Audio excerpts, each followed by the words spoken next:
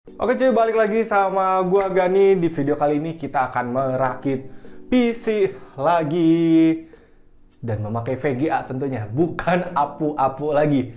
Gak usah lama-lama, gue langsung jabarin aja komponen-komponen rakitan di video kali ini. Untuk casing di sini pakai Deepcool Macube yang 110 warna hitam. Untuk motherboardnya dari ASRock B560M HDV. Untuk prosesor pakai i5 10400F. RAM-nya dari Teamtech Create 2x8GB. Untuk coolernya pakai ID Cooling SE224XT yang basic. Storage-nya di sini pakai NVMe ADATA SX 6000 Lite 256GB. Graphic card-nya pakai dari Colorful 1050 Ti. Power supply-nya FSP HV Pro 550W dan tambahan 6 buah fan dari DR12 Pro. Dan untuk total harga rakitan ini adalah ya 11,2an ya kalau nggak salah. Nanti kalau salah dibenerin di sini. 11,2an gue ingetnya. Oke, sebenarnya spek kayak gini i5 1050 Ti lu bisa tekan banget sampai ke 10 juta gitu. Kayak Mobo masih bisa lu pakai H410, RAM 2x4 lu tekan lagi.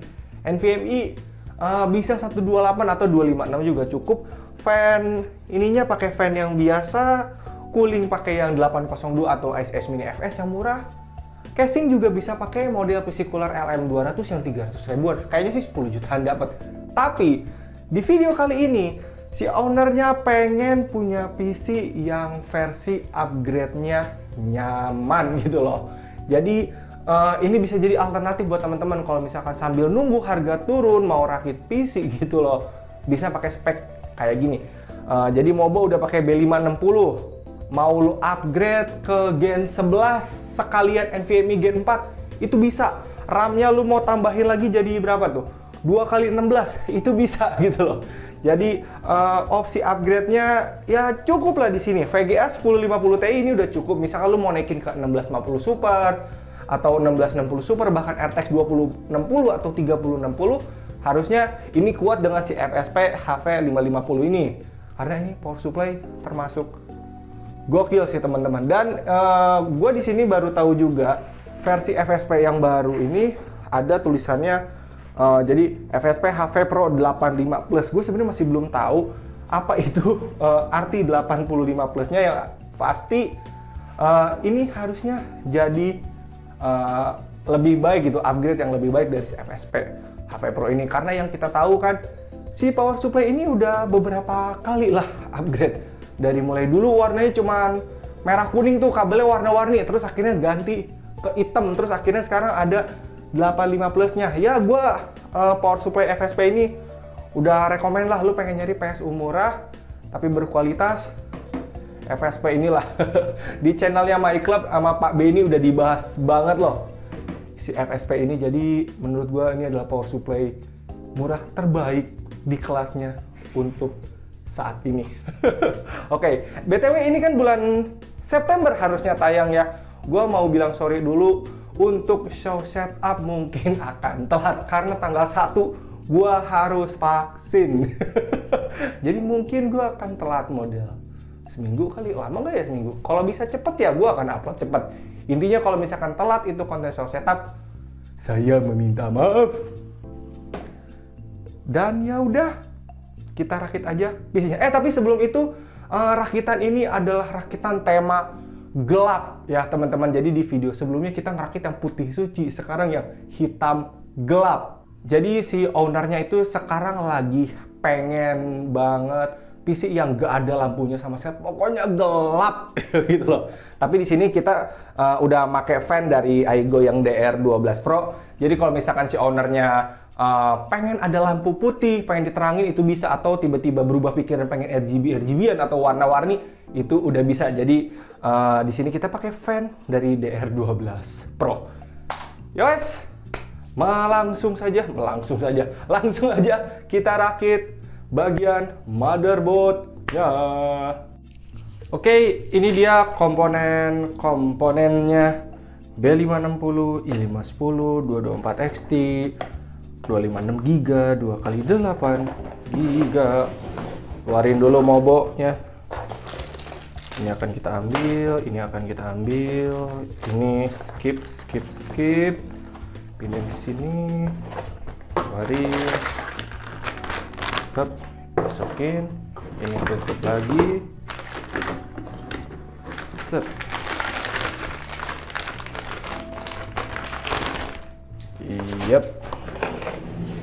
Nah, sebelum mulai, gue mau ngasih tahu dulu untuk testing. Kayaknya gue nggak akan banyak-banyak ya teman-teman, hanya testing PC-nya aja sama game paling GTA 5 aja.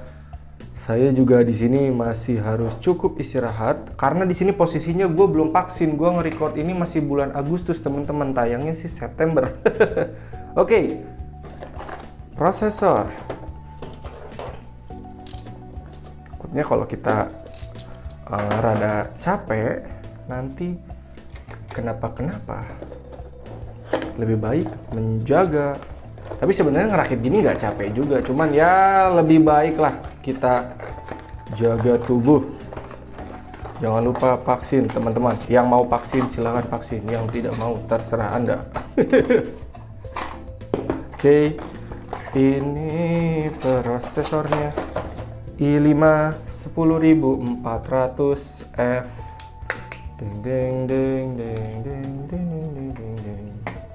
Masuk. Oke. Mobo sudah, Mobo sudah. Ini kenapa gue masukin sih? Padahal ini kan belum beres, no. Oke. Prosesor udah. Kita ke SSD. Untuk SSD di sini karena Mobo untuk Gen 11 dan prosesornya Gen 10, kita nggak bisa naruh SSD di sini di yang Hyper M. tuh punya ASRock. Jadi harus dibawa yang Ultra M. tuh karena SSD-nya juga SSD Gen 3 teman-teman. Ini pelajaran dari kemarin pada saat kita rakit i3 10105F sama B560M Steel Legend, B560 Steel Legend. Gue pasang di atas gak mau dan akhirnya dipasang di bawah yang ada ultranya, baru dia mau. Dan ini pun akhirnya saya akan pasang di bawah teman-teman, karena kalau pasang di Hyper udah pasti dia tidak menyaut, tidak akan bisa connect pada saat nanti mau install Windows. Ya, kagak kebaca aja gitu coy. Oke, miring lagi sedikit, mau benerin dulu. Nah, pasin biar lurus lah. Sekarang heatsinknya, shung.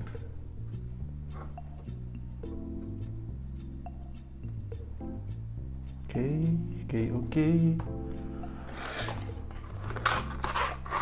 Selanjutnya coolernya ini pinggirin dulu deh. Untuk cooler saya masih harus baca-baca dulu teman-teman, karena masangnya bagaimana ini mounting si LGA 1200 gitu.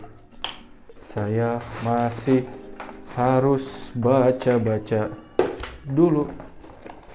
Nah, ini bagian box-boxnya tuh. Ada banyak soalnya mounting-mountingnya, ada yang AMD, ada yang Intel. Dan ini heatsinknya. Ya, di sini posisi saya masih ingat ini belum dibuka. Oke. Jadi gua taruh begini biar gua kagak lupa kayak kemarin. Oke. Gua mau baca dulu manual ininya, sekalian ditunggu proses pemasangannya.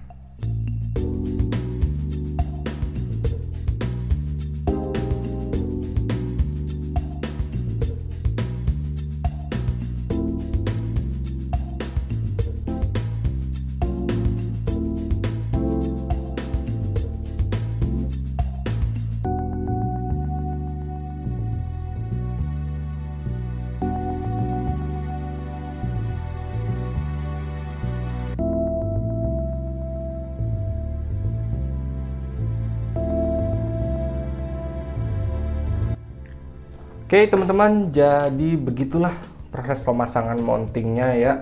Ternyata tidak susah. Sekarang ini kita lepas ya. Biar enggak lupa teman-teman, repot coy kalau udah pasang buka lagi, pasang buka lagi. Oke, ini kita pasang bentuk X. Kembali ya gue bilang ya, tidak ada aturan baku dalam pemasangan pasta. Sepeweknya lu aja. Yang penting pasta itu menyentuh si bagian apa sih namanya ini teh, permukaan bawah dari si cooler, agar panasnya bisa tersambung dengan benar. Oke, ini masukin dulu taobeng, ini gampang sih. Oke, nah jadi gampang banget proses masangnya. Nah ini sampai nggak usah sampai kencang banget, yang penting obeng lu udah kagak bisa muter ya, berarti itu artinya udah stop, nggak harus lu paksa lagi. Ya udah, boxnya jatuh.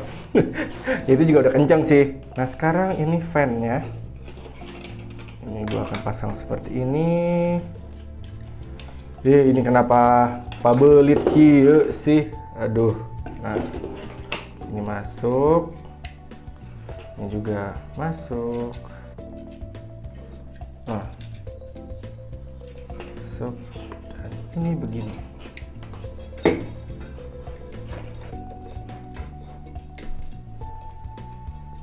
Sep. Nah udah deh. Untuk posisi ininya, kabelnya kita kasih kabel tis, kabelnya kita kasih kabel tis. Sep, potong biar rapi. Nah ini kekolongin gini.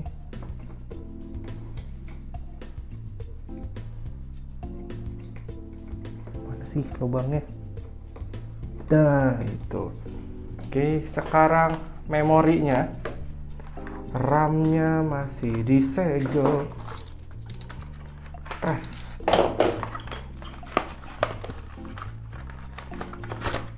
Kalau misalkan lu kagok masang RAM ada fan gini, lu bisa pasangnya rada akhiran aja teman-teman ya. Jadi bisa pasang RAM dulu baru si fan ini. Itu bebas juga sih. Packagingnya terlalu mantap.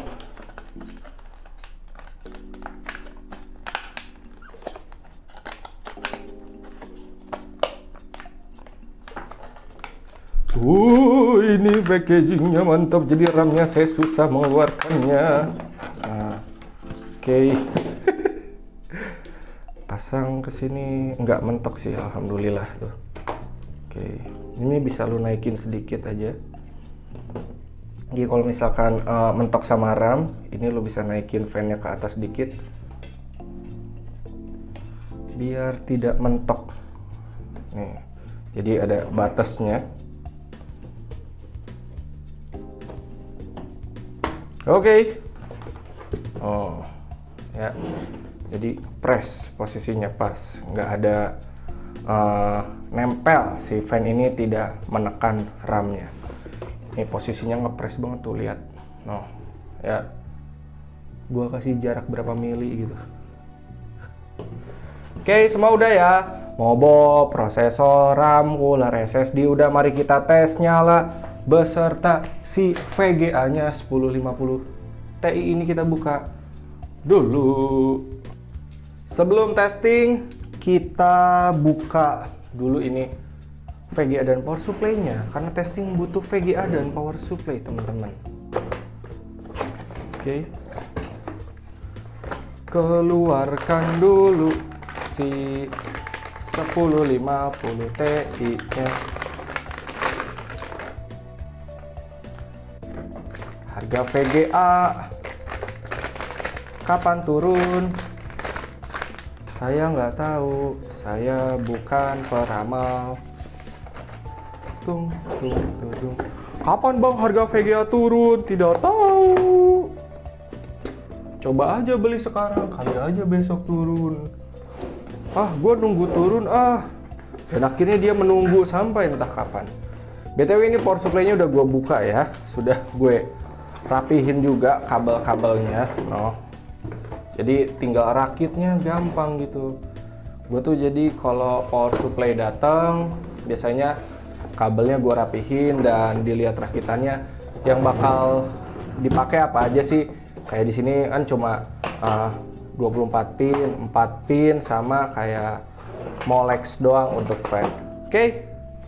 Sekarang mari kita menuju ke meja tesnya. Ini power supply dan VGA sudah dibuka.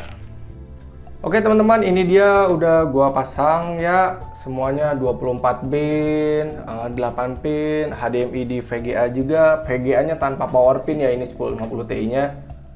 Front panelnya udah, dan mari kita nyalakan. Ting. Oke. Apakah lama atau cepat dia masuknya? Oh, cukup cepat ternyata. Kita langsung masuk ke BIOS. Teng teng teng teng teng teng. Nah, ini dia BIOS-nya ya, teman-teman.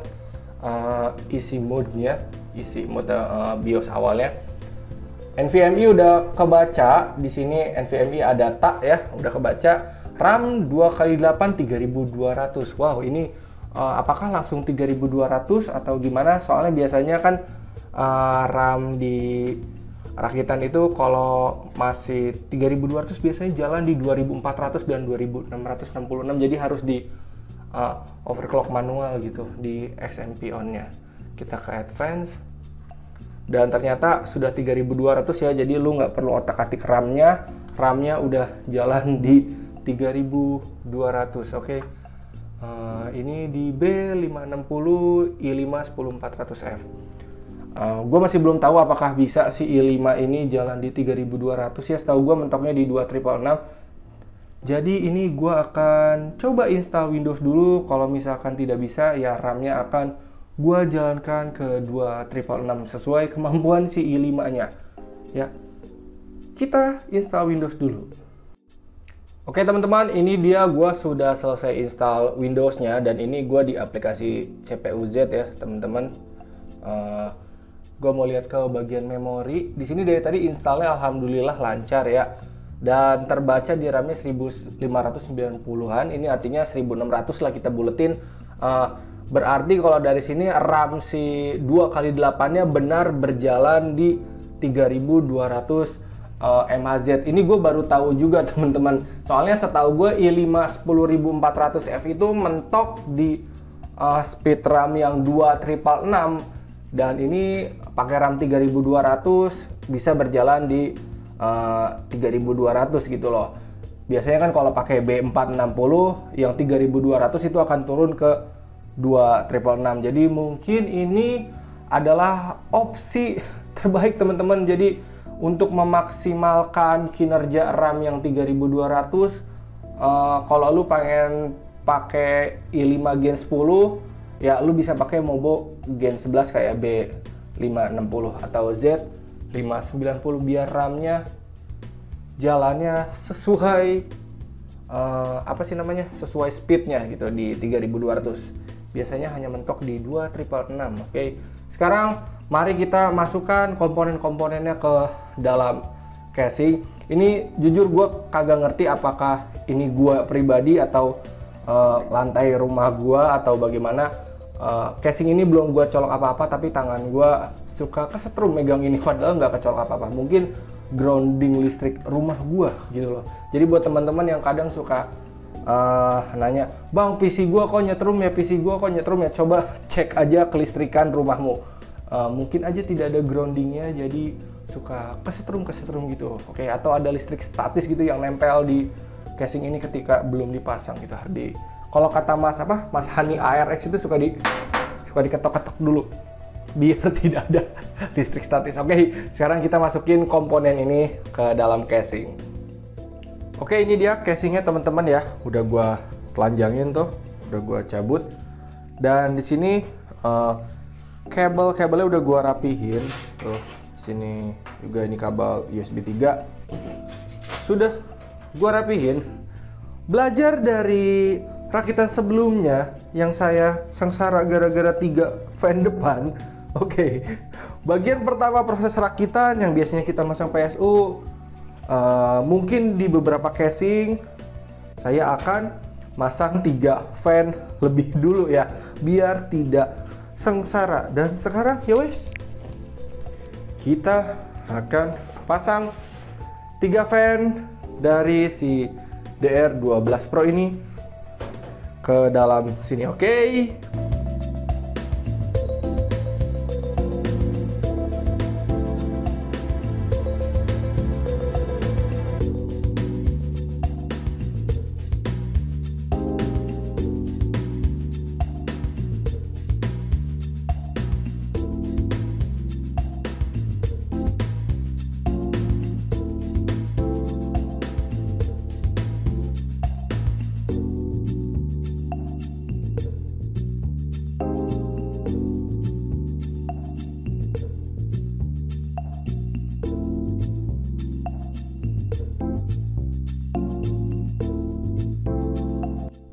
Tiga buah fan sudah, ini gue baut dari luar ya, jadi fannya kelihatan di dalam.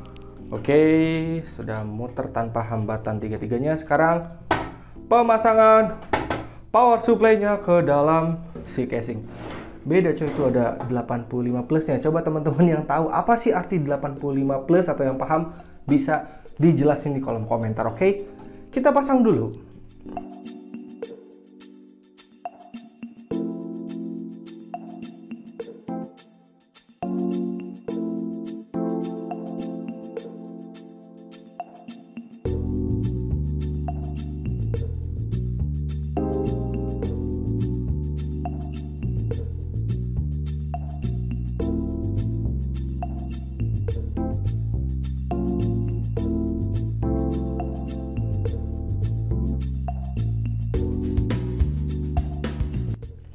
Power supply sudah terpasang teman-teman. Di tangan saya sudah ada IO shield alias back panel. Kita masukkan dan kita tekan-tekan. Kita pasang. Nah, oke. Emang bakal bunyi tang teng tung tang teng tung. Oke, ini udah masuk. Selanjutnya kita pasang si motherboardnya teman-teman, si B560 masuk ke dalam sini.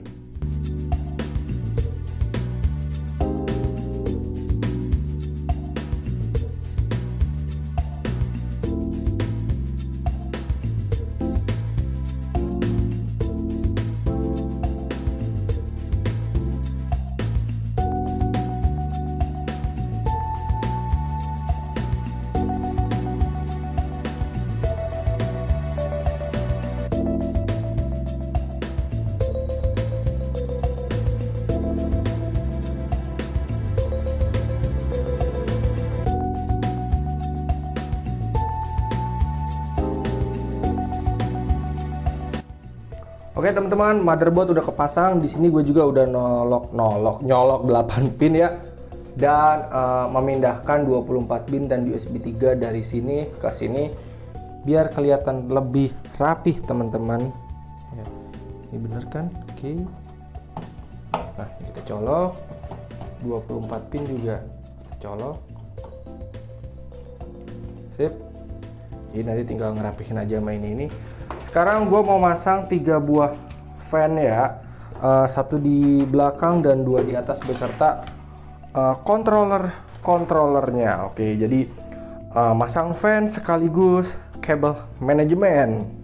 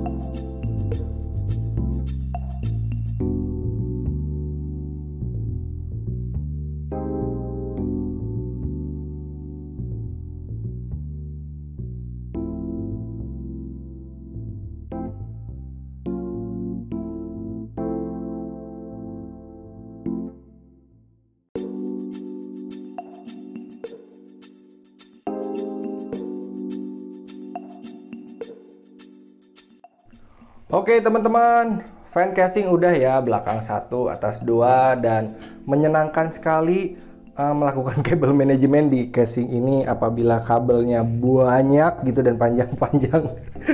Oke, jadi ini 8 pin CPU power lewat sini, 24 pin masuk ke sini sama USB 3 masuk sini, jadi dia mengikuti alur di sini.